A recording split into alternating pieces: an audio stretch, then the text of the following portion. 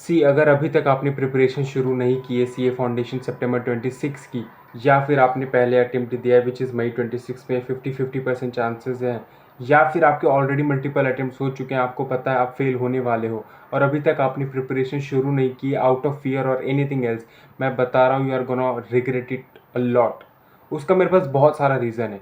सबसे most primary reason ये है कि जो मई 26 का पेपर गया था ना दोस्तों, उसमें लॉ का पेपर टफ आया था and that is something you should be happy about if you are writing September 26 का अटेम्प्ट, क्योंकि लॉ टफ आ नहीं सकता। वो आईसीआई का रूल है वो कि कंसिस्टेंट अटेम्प्ट में कॉन्करेंटली वो लोग सेम सब्जेक्ट को टफ नहीं देते हैं। अगर पास्ट अटेम्प्ट में लॉ का पेपर टफ आए तो बाकी की जो रिमेनिंग 3 पेपर्स है, इकोनॉमिक्स, मैथ्स और अकाउंट्स, इनमें से कोई एक पेपर टफ आएगा, ठीक है। और दूसरी चीज़, सितंबर 26 में इवन इफ चलो लॉ का पेपर टफ आ ही गया, ऐसे अपना रूल ब्रेक कर ही दिया है, आपके पास 3 दिन है, ठीक है। 3 दिन है लॉ को प्रिपेयर करने के लिए। तो मैं चाहता नहीं भाई कि ये अपॉर्चुनिटी आप मिस करें, प्लीज़ प्लीज़। तो अगर अभी तक आपने प्रिपरेशन नहीं किया है, डजेंट मैटर, पूरा प्रिपरेशन हो सकता है, स्क्रैच से हो सकता है। Scratch, I am telling you once again, फिर से सुन लो, scratch. Scratch means somebody who have not even seen the books, as simple as that. अगर आपने बुक्स भी नहीं देखा ना और आप सोच रहे हैं कि अभी ये वीडियो देखने के बाद मैं प्रिपरेशन शुरू करूँगा, यू कैन प्रिपेयर एवरीथिंग और आप एग्ज़ाम को क्लियर भी कर सकते हैं with I can say 240 plus marks से, ठीक है। मैं ये नहीं कह रहा कि 300-360 आ जाएंगे, नहीं, बट हाँ आप पास कर सकते हैं for sure at any cost. अगर आप अभी से डेली बेसिस 5 घंटे प्रोडक्टिव निकाले पूरा, अगर आपने लेट सपोज करिए 8 से 10 घंटे पढ़ाई की, ठीक है, उसमें से 5 से 6 घंटे 7 घंटे इतना प्रोडक्टिव आ रहा है ना आपका, आप एग्ज़ाम क्लियर कर रहे हैं, ठीक है। और आपको मोस्ट इंपॉर्टेंट चीज़, मैं एक चैलेंज देता हूँ इस वीडियो के एंड में, वो चैलेंज को कंप्लीट करिए। आपका जो स्टडी में मन नहीं लग रहा था ना after taking a long break exam के बाद वाला, तो वो मन भी लगने लगेगा। So watch the video till the end, आपको पूरा ब्रॉड मैप मिल जाएगा कि आपको सीए फाउंडेशन सितंबर 26 के लिए कैसे प्रिपेयर करना चाहिए, ठीक है। Thank you so much. Hi दोस्तों, जस्ट ए क्विक अनाउंसमेंट, जितने भी स्टूडेंट सीयूटी एग्ज़ाम्स ख़त्म होने का वेट कर रहे थे सो दैट वो अपनी सीए फाउंडेशन की प्रिपरेशन शुरू कर सके, उन सब के लिए अनाउंसमेंट है ये। सीए वाला ने अपना न्यू संपूर्ण बैच लॉन्च कर दिया है for all the people who are preparing for Jan 27 attempt. मैं आपको दोस्तों सजेस्ट करूंगा कि आप इनकी संपूर्ण इन्फिनिटी प्रो बैच ज़रूर चेकआउट करना, क्योंकि जो भी स्टूडेंट जैन 27 अटेम्प्ट के लिए अपेयर कर रहे हैं उन सब के लिए ये value for the money batch है। इसमें आपको स्टैंडर्ड फीचर्स तो मिलते ही है, जैसे कि लाइव क्लासेस और उनकी रिकॉर्डिंग्स मिल गया, डाउट सपोर्ट मिलता ही है, ठीक है, वीकली टेस्ट मिलते हैं। ये क्या होगा, ये स्टैंडर्ड फीचर हो गया, ये तो मिलेगा ही, बट इसमें कुछ एक्स्ट्रा फीचर्स भी मिलते हैं, इसीलिए तो इसको संपूर्ण इन्फिनिटी प्रो बैच कहा जाता है। जैसे कि हार्ड कॉपीज मिल जाती है बुक्स की, फ्लैश बुक्स फॉर रिविजन मिल जाते हैं और बैच एक्सेस मिलता है आपको 2 मंथ्स के लिए, ठीक है। तो जिससे आपकी प्रिपरेशन की जो कंसिस्टेंसी है वो बनी रहे। इनका लास्ट रिजल्ट भी बहुत ही ज़्यादा प्रॉमिसिंग था दोस्तों, जिसमें से 6 ऑल इंडिया रैंक्स सीए वाला के संपूर्ण बैच से ही आई थी और सितंबर 2025 के अटेम्प्ट में 11 ऑल इंडिया रैंक्स आया था, ठीक है। तो मैंने डिस्क्रिप्शन में इसका लिंक अटैच कर दिया है वीडियो के एंड होने के बाद, या अभी आप डेफिनेटली इन बैचेस को ज़रूर चेकआउट करना। और फॉर दी अमेजिंग डिस्काउंट्स आप मेरा कूपन कोड यूज़ करेंगे विच इज़ ADH200, तो आपको बहुत ज़्यादा ऑफर्स और डिस्काउंट मिलेंगे, ठीक है। तो प्लीज़ मेक श्योर आप इस बैचेस को चेकआउट ज़रूर करना। हाँ दोस्तों, अब शुरू करते हैं, ठीक है। अगर वीडियो बहुत ज़्यादा लेंदी हो जाए तो आप प्लेबैक स्पीड बढ़ा सकते हैं और वीडियो को प्लीज़ लाइक करना और चैनल को सब्सक्राइब कर देना सो दैट हम लोग 5000 सब्सक्राइबर का मार्क रीच कर पाएँ। कुछ सिर्फ 50-60 लोग ही चाहिए, ठीक है, तो सब्सक्राइब कर देना। अब देखो दोस्तों, मैंने 12 पॉइंटर्स बराबर से लिखा हुआ है मैंने बुक में, मैं आपको वो 12 पॉइंटर्स बताता हूँ और मैं बता रहा हूँ ये 12 पॉइंटर्स ही आपको जानने की ज़रूरत है। इसमें मैंने हर एक चीज़ इंक्लूड किया है कि मल्टीपल अटेम्प्ट वाला बच्चा कौन कौन सी गलती करता है, फर्स्ट अटेम्प्ट वाला कौन कौन सी गलती करता है, और कौन कौन सी गलतियां जो हैं जो आपको अवॉइड करनी है irrespective of attempts, so that आपका जो एग्ज़ाम है वो सितंबर में ही क्लियर हो जाए, ठीक है। पहली चीज़ ये कि आपको कंसिस्टेंटली पढ़ना है, ठीक है। कंसिस्टेंसी ना दोस्तों, अब मुझे भी खुद समझ में आ गया है कि कंसिस्टेंसी ना आपके हर एक फेज़ ऑफ लाइफ में ज़रूरी होती है। सीए को छोड़ दो, जाने दो, हम सीए के बारे में भूल जाते हैं।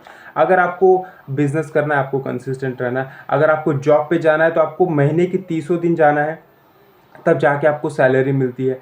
ठीक है, आपको कुछ भी करना है, आपको यूट्यूब पे कंटेंट बनाना है, आपको इंस्टाग्राम पे कंटेंट बनाना है, आपको पढ़ाई करनी है या कुछ भी करना है इस दुनिया में, आपको कंसिस्टेंसी मेंटेन करनी ही होगी।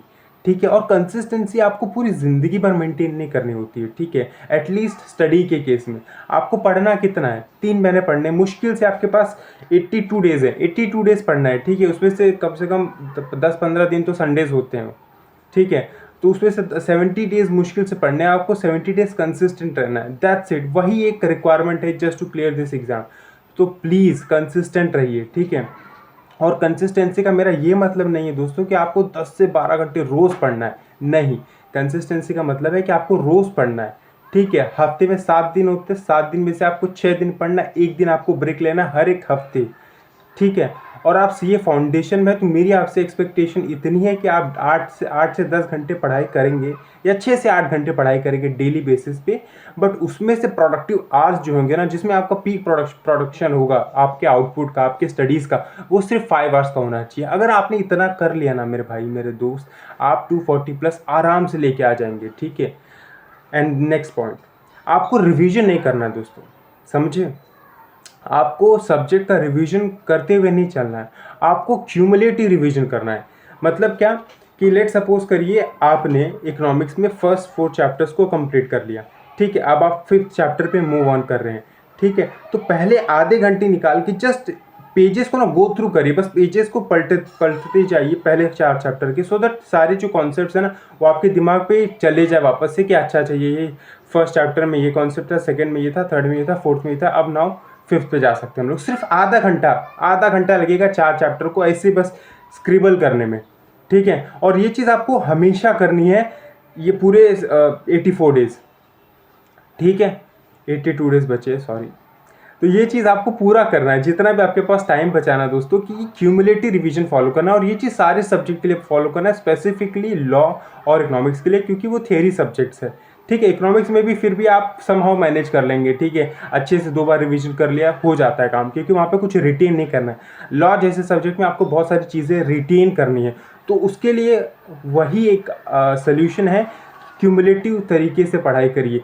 कल पढ़ा वापस से उसको रिवाइज करिए, आज 2 दिन में जो पढ़ा उसको तीसरे दिन रिवाइज करिए, फिर तीनों दिन जो पढ़ा चौथे दिन रिवाइज करिए, हफ्ते में जो पढ़ा उसको नेक्स्ट मंडे को रिवाइज कर लीजिए, या संडे को थोड़ा बहुत पढ़ने का मन करे तो संडे को रिवाइज कर लो। सिंपल सी बात है। So cumulative revision is the key, not revision. Cumulative revision करना, आपको पूरे सिलेबस के साथ टच में रहना, वरना लास्ट में आप बहुत पैनिक कर जाएंगे और आपका 100% सिलेबस रिवाइज नहीं हुआ रहेगा। लाइक अगर टोटल 11 चैप्टर हैं और लास्ट का 1 बचा है और आपका सिर्फ 1 चैप्टर बचा है और आपने पास्ट में रिवीजन नहीं करते हैं, तो आप बराबर सेम लेवल पे हो। आपको स्टार्टिंग से एफर्ट लगाना पड़ेगा फिर से पहले 10 चैप्टर को रिवाइज करने के लिए। तो इसीलिए क्यूमुलेटिव रिवीजन इज द की। Now move ahead with the next point is that कि आपको प्रायोरिटी पे रखना पड़ेगा 2 सब्जेक्ट को। जैसे आपकी लाइफ में कुछ चीज़ें प्रायोरिटी पे होंगी, हो सकता है जिम जाना हो गया, हो सकता है डांस करना हो गया, हो सकता है मोबाइल पे रेडिट चलाना हो गया, कुछ चीज़ें आपकी प्रायोरिटी होती है। खाना खाना वो नेसेसिटी है, वो प्रायोरिटी नहीं है। ठीक है, जोक था। अब सुनो, तो कुछ चीज़ें प्रायोरिटी होती हैं। ठीक है, और वो आपको रखना है 4 सब्जेक्ट में से 2 सब्जेक्ट को, एक नहीं 2 सब्जेक्ट को प्रायोरिटी भी रखना है। प्रायोरिटी का मतलब सिंपल होता है कि वो 2 सब्जेक्ट को आपको इस तरीके से प्रिपेयर करना है जिसमें आपको 60+ आराम से आ जाए। किसी भी हालत में आपको उस सब्जेक्ट में 60+ आ रहे हैं, 60+ नहीं आ रहे तो दोनों ही सब्जेक्ट में 50+ तो भाई आने ही चाहिए। ठीक है, उसके लिए आप एक कमेंट सेक्शन में मुझे बता सकते हैं कि आपके लिए वो ऐसा 2 सब्जेक्ट कौन सा है जिसमें आप टारगेट कर रहे हैं 50+।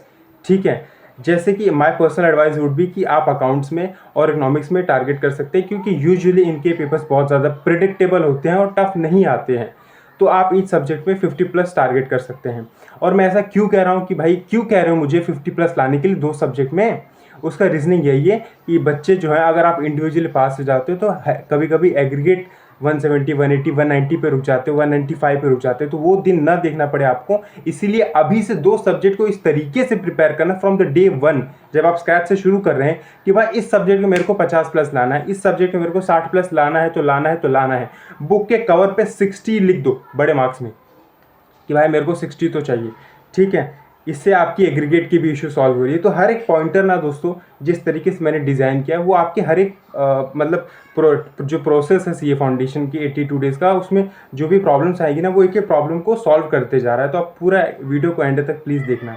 एंड नेक्स्ट चीज़ है आ जाती है कि वो है हॉबी दोस्तों। ठीक है, आपके पास एक हॉबी होनी चाहिए, या ऐसा कह रहे हो सिंपल वर्ड में, एक ऐसा काम होना चाहिए अदर देन स्टडीज जो आपका मन बहलाए।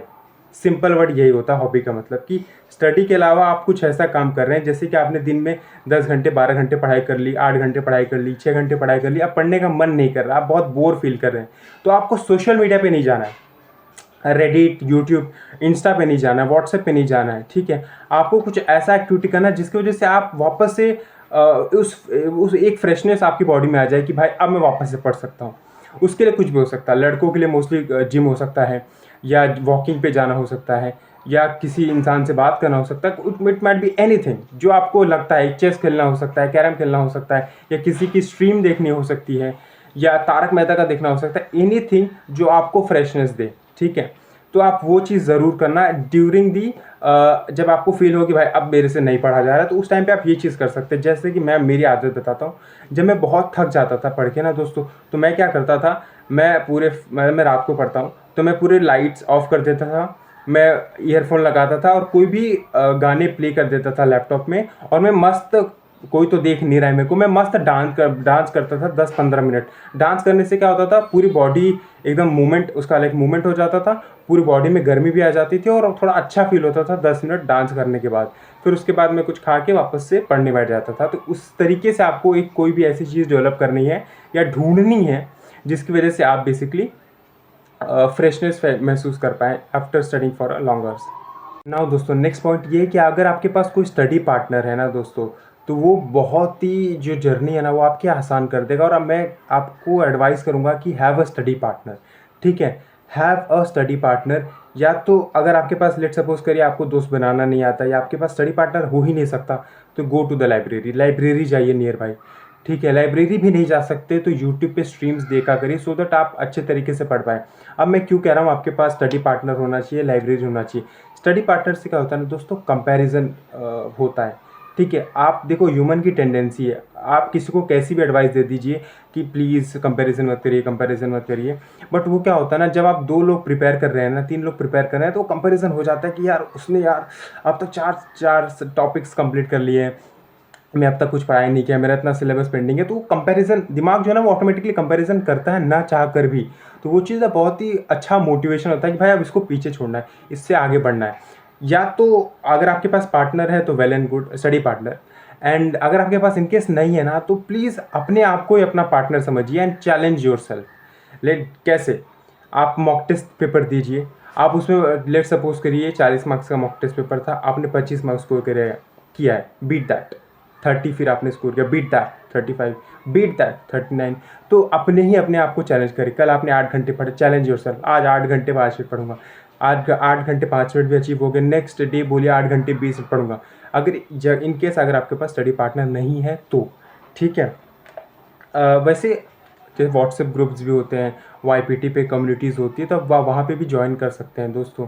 ठीक है, and then we have point number 6 which is that कि अभी ना AI का यूज़ बहुत होता है। ठीक है, अब अपन ने देखा कि पेपर्स में ICAI जो है ना वो AI का यूज़ करके पेपर बना रही है। इसका सोल्यूशन क्या है, मैं बताता हूँ इसका सोल्यूशन। तो दोस्तों आप 1 मिनट के लिए सोचिए, जब कोई भी पेपर AI से बनता है, वो पेपर एक्चुअली होता कैसा है as compared to the normal paper जो किसी एक इंसान ने बनाया है। ठीक है, पेपर बहुत ज़्यादा लेंदी होता है। ठीक है, केस स्टडीज़ की लेंथ बहुत ज़्यादा बढ़ जाती है। ठीक है, एंड मोस्ट इंपॉर्टेंटली पेपर शायद थोड़ा सा ज़्यादा टफ हो जाता है, बिटर साइड पे हो जाता है, टफर साइड पे हो जाता है। तो उसका सोल्यूशन एक है mock test paper. Simple as that. Mock test paper क्या करेगा, आपकी रीडिंग स्किल्स को इम्प्रूव करेगा। ठीक है, कि आप बहुत जल्दी पेपर को पढ़ पाए, लेंदी पेपर को। ठीक है, मॉक टेस्ट पेपर देने से बार बार, ठीक है, वो आप मॉक टेस्ट पेपर यूजुअली जो होते हैं वो डिफ़िकल्टी होते हैं, ICAI के लेवल के हिसाब से होते हैं। तो आपकी एबिलिटी, कॉन्सेप्चुअल एबिलिटी भी टेस्ट कर लेगा। तो अगर आपको लग रहा है ना, या मार्केट में बहुत ज़्यादा डर फैला है कि AI से पेपर बनता है, तो AI से पेपर बनने का सोल्यूशन ही यही है कि write a mock test paper. ठीक है, और कितने मॉक टेस्ट पेपर लिखने चाहिए, 2 mock test paper per subject.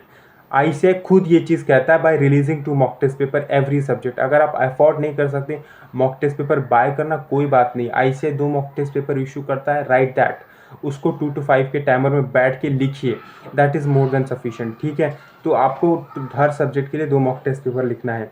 And मुझे ये चीज़ बात करनी है उन सारे स्टूडेंट्स के साथ हार्ट टू हार्ट, ठीक है, कोई स्क्रिप्ट नहीं लिखा हूँ मैं इस पॉइंट पे, इज़ दैट कि अगर आपका ये सेकेंड अटेम्प्ट है, थर्ड अटेम्प्ट है, लेट से फोर्थ अटेम्प्ट है, लेट से फिफ्थ अटेम्प्ट है, तो मैं ये कहना चाहता हूँ आप लोगों को कि प्लीज़ अपने आप को गिल्ट ट्रैप में या रिग्रेट के जो ट्रैप में ना उसमें मत फंसाइए, ओवर थिंकिंग के ट्रैप में मत फंसाइए। अपने आप को कहिए कि ये मेरा एक नया अटेम्प्ट है, सितंबर 26 ये मेरा फाइनल अटेम्प्ट है, इसके बाद मैं सीए फाउंडेशन नहीं दूंगा, मैं सीए छोड़ दूंगा, मेरे से अगर मैं सितंबर 26 में फेल हो गया तो मैं दोबारा कभी नहीं दूंगा। पर मैं अपने आप को एक लास्ट चांस देना चाहता हूँ, सारी मिस्टेक्स को भूलकर, सारे जो भी मेरे पास्ट में गलतियाँ की उन सब को भूलकर, और मैं एकदम डेडिकेशन के साथ अपनी पूरी जान लगाकर मेहनत करना चाहता हूँ सितंबर 26 के लिए, और मैं क्लियर करके दिखाऊंगा। और ये एक पॉजिटिव एटीट्यूड भी होना चाहिए दोस्तों, क्योंकि जब आप बहुत ज़्यादा फेल हो जाते हैं ना 1 2 बार 3 बार, तो वो चीज़ अंदर से आपको खाने लगती है, तो आप पॉजिटिव नहीं रह पाते, ठीक है। बट अपने आप को कहिए कि अभी मैं स्टार्ट से स्क्रैच कर रहा हूँ मेरे सीए की जर्नी को, और मुझे हमेशा हर एक चीज़ के लिए ट्राई करना है, अपना बेस्ट देके कि पॉजिटिव ही सोचूं। थोड़ी बहुत चीज़ें नेगेटिव होंगी बट उसमें भी मैं हमेशा पॉजिटिव साइड सोचूंगा, और अपना बेस्ट शॉट देके सितंबर 26 में कुछ भी करके मैं क्लियर करके रहूँगा। और मल्टीपल अटेम्प्ट स्टूडेंट्स का ना दोस्तों यही तरीका है आपके पास, ठीक है, कोई बोलते ना ब्रह्मास्त्र नहीं है। अगर आपको एग्ज़ाम को क्लियर करना है और आपका एग्ज़ाम क्लियर नहीं हो रहा है, is that to go all in, अपना 200%, 300%, 1000% आपके बोलते ना आपके बॉडी में जितनी भी क्षमताएं हैं, जितनी भी कैपेबिलिटीज़ हैं, पूरी लगा दीजिए। उसके बाद एग्ज़ाम क्लियर नहीं हुआ तो वो सब कुछ देख लेंगे, अपने हैंड रेज कर दीजिए ना कि भाई मैंने अपना बेस्ट शॉट दिया ना, बात खत्म। तो ये चीज़ ये पॉइंटर उसके उन बच्चों के लिए था जो बहुत ज़्यादा फेल होते हैं, ठीक है। अब आ जाता है कोई एक सब्जेक्ट होता है या 2 सब्जेक्ट होता है जो बहुत ज़्यादा टॉर्चर करता है दोस्तों, आपको समझ नहीं आता है, आपको लिखने में इशू आता है, आपको याद नहीं होता, अगर याद करने वाली बात आ जाती है तो वो चीज़ लॉ पे एप्लीकेबल हो जाती है, लिखने वाली बात करने आ जाती है, सॉल्व करने बात आ जाती है तो वो मैथ्स या अकाउंट्स में हो जाता है इशू, ठीक है। यूजुअली नॉन साइंस बैकग्राउंड वाले स्टूडेंट्स के साथ ये होता है कि उनको अकाउंट्स थोड़ा सा डिफिकल्ट लगता है। तो इर्रेस्पेक्टिव आप में से आपको चारों में से कोई भी सब्जेक्ट जो डिफिकल्ट लगता है, जिसको हम बोल सकते हैं यहाँ पे टॉर्चरिंग सब्जेक्ट, उसके साथ डील करने का यही तरीका है कि उसके पीछे ही पड़ जाओ। लाइक बी अ क्रिप इंसान क्या होता है, उसको कोई शर्म नहीं है, अगर आपने उसको मना भी कर दिया ना, मुंह पे उसकी इंसल्ट भी कर दी ना, फिर भी वो आपके पीछे आता है। क्रिप का डेफिनेशन यही होता है, राइट। वो बार बार इरिटेट करता है आपके पीछे आके, आपके ना बोलने के बावजूद भी वो हर एक मेहनत करता है, वो हर एक बोलते ना गुजारिश करता है कि आपको बेसिकली मना ले, ठीक है। तो वो क्रिप बनना है आपको उस सब्जेक्ट के लिए, ठीक है, कि कुछ भी हो जाए मैं इसके पीछे पड़ जाऊंगा, जब तक ये समझ नहीं आता ना मैं इस बुक को बंद ही नहीं करूंगा। मतलब क्या, लेट से लॉ की बात हो गई, आपको रिटेन नहीं हो रहा, लॉ रिटेन नहीं हो रहा, ये आपकी दिक्कत है, ठीक है। आप कुछ भी कर रहे हैं आपको रिटेन ही नहीं हो रहा, ठीक है। बी ए क्रिप, लॉ के पीछे पड़ जाओ, डेली 3 घंटे लॉ को पढ़ो, डेली, मतलब आप मर जा रहे हैं, ठीक है, आप हॉस्पिटल में खड़े हैं, पीडीएफ खोल लीजिए, पढ़ते रहिए, 3 घंटे लॉ पढ़ूंगा, सितंबर 26 तक 82 डेज बचे हैं, 3 घंटे लॉ पढ़ना, भाई ने बोला है पढ़ना है तो पढ़ना है, खेल खत्म। 3 घंटे पढ़ते रहे, 1 दिन पढ़ेंगे, 2 दिन पढ़ेंगे, 1 महीने पढ़ेंगे, 2 महीने पढ़ेंगे, अरे तीसरे महीने में पूरा लॉ रट जाएगा मेरे भाई। साला 7 तो चैप्टर है, हाँ मैं बोल रहा हूँ ना। एबीसी उठाइए, वो स्पेसिफिक सब्जेक्ट के एबीसी की लिस्ट उठाइए, ए कैटेगरी चैप्टर कौन से, बी कैटेगरी कौन से, सी कैटेगरी कौन से, पहले ए बी को पूरा रट लीजिए स्टार्ट टू एंड, नथिंग, कोई भी छोटा से छोटा कॉन्सेप्ट भी मत छोड़ना, बड़ा से बड़े कॉन्सेप्ट भी मत छोड़ना। फिर सी कैटेगरी का 1 शॉट देख लीजिए, खेल खत्म, वो सब्जेक्ट प्रिपेयर हो चुका है। इस तरीके से आपको डील करना है टॉर्चरिंग सब्जेक्ट के साथ, कि उसके पीछे ही पड़ जाना है, ठीक है। जब तक वो आसान नहीं हो जाता उसके पीछे पड़ जाओ। देखना it's like daily showing up, वो एग्जाम वही जीतेगा जो डेली शो अप होगा, जो उस सब्जेक्ट के लिए ज़्यादा कंसिस्टेंट होगा। देखना after certain point of time वो सब्जेक्ट आपको इरिटेट कर ही नहीं सकता, और ये चीज़ आपके साथ पास्ट में हुई है, याद करिए कि कौन सा सब्जेक्ट आप। तो मैं ये कह रहा था दोस्तों कि पास्ट में अगर आपके पास, आपने खुद देखा होगा कि बहुत सारे ऐसे सब्जेक्ट्स थे, जैसे मैथ्स हो गया, अलजेब्रा हो गया, ज्योमेट्री हो गया, पॉलिटिकल साइंस हो गई, ऐसे सब्जेक्ट्स आते थे जो बहुत ज़्यादा आपको डिफिकल्ट लगते थे, बट स्टिल आपने उनके साथ डील किया। कैसे डील किया, क्योंकि स्कूल में जो सिस्टम था ना बहुत ही यूनिक था, यूनिट टेस्ट होना, फिर फर्स्ट सेम होना, फिर यूनिट टेस्ट होना, फिर सेकंड सेम होना, देन फाइनल एग्जाम होना। मतलब आप लिटरली 4 एग्जाम्स के साथ जा रहे हो, फिर जाके आप एक फाइनल पेपर लिख रहे हो। तो सेम यहाँ पे भी आपको फॉलो करना है। अगर आपको कोई सब्जेक्ट डिफिकल्ट लग रहा है, रिवीजन करिए, क्यूमुलेटिव रिवीजन करिए, फिर से रिवीजन करिए, एक मॉक टेस्ट पेपर दीजिए, फिर रिवीजन करिए, फिर मॉक टेस्ट पेपर दीजिए, फिर जाके ICAI का पेपर दीजिए। फेल नहीं हो सकते आप, सिंपल एज दैट। ठीक है, तो ये मैंने बता दिया कि आपको टॉर्चरिंग सब्जेक्ट के साथ कैसे डील करना है। उसके बाद आपने जितने भी सैक्रिफाइसेस करने वाले हैं ना आने वाले 9 मंथ्स के लिए, जितने भी सैक्रिफाइसेस करने वाले हैं, आप जो भी अपनी फेवरेट मूवी स्किप करने वाले हैं, वेब सीरीज स्किप करने वाले हैं, या आपकी मीटिंग्स दोस्तों के साथ मीटअप मिस करने वाले हैं, या एनीथिंग, जो भी आप चीज़ें सैक्रिफाइसेस करने वाले हैं ना, make a list of it. Make a list of it, list बनाइए। वरना होता क्या है ना दोस्तों, वो चीज़ आपको बहुत ही लोनली फील करवाता है, या फोमो में डालता है कि यार वो लोग एंजॉय कर रहे हैं, मैं एंजॉय नहीं कर पा रहा, मैं तो इधर साला सड़क के बस बैठा हूँ एक कोने में और पढ़ रहा हूँ। तो वो चीज़ को लिखिए कि भाई ये चीज़ें मैंने सेक्रीफाइस की है। वो चीज़ लिखिए, वो लिस्ट बनाते जाइए, एग्ज़ाम तक लिस्ट बनाते जाइए कि ये मैंने चीज़ें सेक्रीफाइस की है। और जैसे आपका एग्ज़ाम ओवर हो जाएगा, आपके पास 1.5 मंथ्स का जो गैप मिलता है ना, डू दैट। वो जो सेक्रीफाइस की जो लिस्ट बनाए ना, उसको कंप्लीट करिए। इससे होगा क्या ना, ये साइकोलॉजिकल गेम है दोस्तों, जो कि मैंने जब ये वीडियो के लिए रिसर्च करा था तो मैं सोचा था कि कुछ नया पॉइंटर दूँ आपको, मतलब समझाऊँ। तो ये चीज़ बहुत ज़्यादा साइकोलॉजिकल है। अगर आप लिस्ट बना लेते ना कि आपको क्या क्या चीज़ें आपने गिव अप की है just to achieve this thing, तो वो चीज़ आपको पहली चीज़ तो ड्यूरिंग द प्रिपरेशन फेज आपको बहुत ही हैप्पी फील करवाती है। यार इतना सब कुछ छोड़ रहा हूँ मैं एक चीज़ को अचीव करने के लिए, तो अभी गिव अप नहीं करना है। ठीक है, और दूसरी चीज़ आपको अच्छा भी लगता है कि यार अभी इतनी मेहनत कर रहा हूँ, मैं इतनी सारी चीज़ें छोड़ रहा हूँ, मेरा पॉजिटिव रिजल्ट आएगा। एक बिलीव देता है, एक महसूस करवाता है कि हाँ मैं मेहनत कर रहा हूँ। तो make a list of it. Exam होने के बाद आप उनको पूरी अच्छी तरीके से टिक मार्क करना कि भाई अब मैं ये सारी चीज़ें करूँगा। ठीक है, उसके बाद आ जाता है देखो रील्स का ज़माना है। ठीक है, रील्स का ज़माना है। इंस्टाग्राम हो गया, टिकटॉक हो गया, फेसबुक हो गया, यूट्यूब हो गया, anything, there is always you will see कि भाई reel reel reel reel reel. Avoid that. Reel kills your attention span. 1 shot videos क्यों चलते हैं?